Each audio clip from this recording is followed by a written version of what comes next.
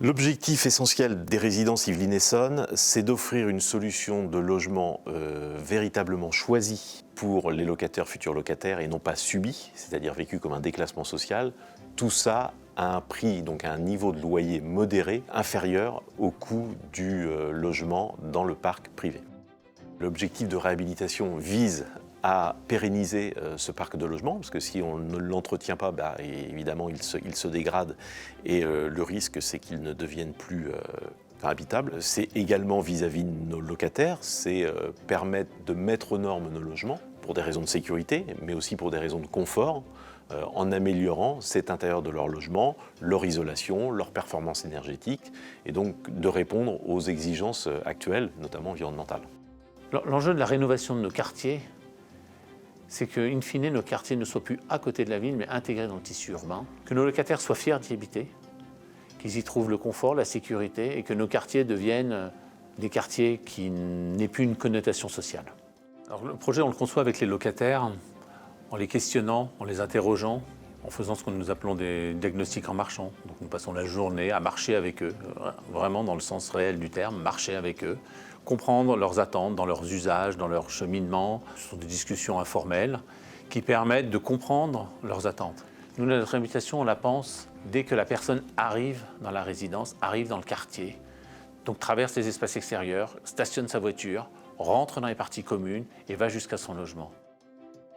Et 684 logements ont été réhabilités en 2 lots avec des traitements des façades avec mise en place d'enduits surisolants et de bardage ou de réhabilitation de la pierre agrafée. Donc on a amélioré l'étiquette énergétique des bâtiments tout en conservant l'aspect architectural de la date de construction.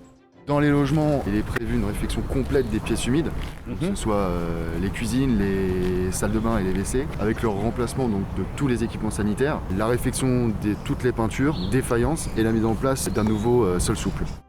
Le bailleur social, quel qu'il soit, et la ville, il faut vraiment que ce soit des partenaires. J'ai envie de vous dire qu'à quelque part, eux, ils appellent leurs résidents des locataires. Pour nous, ce sont nos administrés. Donc de toute façon, nous avons en commun le bien-être de ces personnes et la façon de bien les recevoir, qu'ils vivent bien, que ça se passe bien dans un quartier. Nous ne pouvons que travailler main dans la main. Il y a des bailleurs avec lesquels c'est plus facile que d'autres.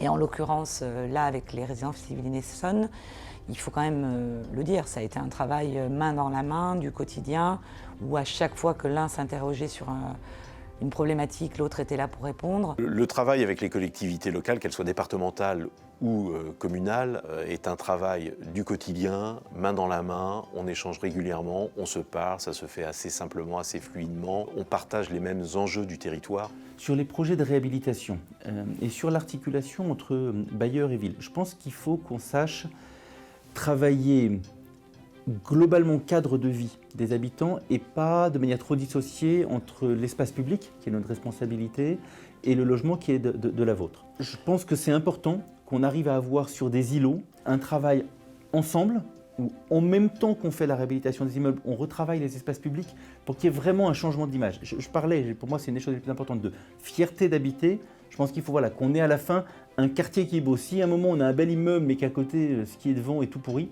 ça ne va pas le faire.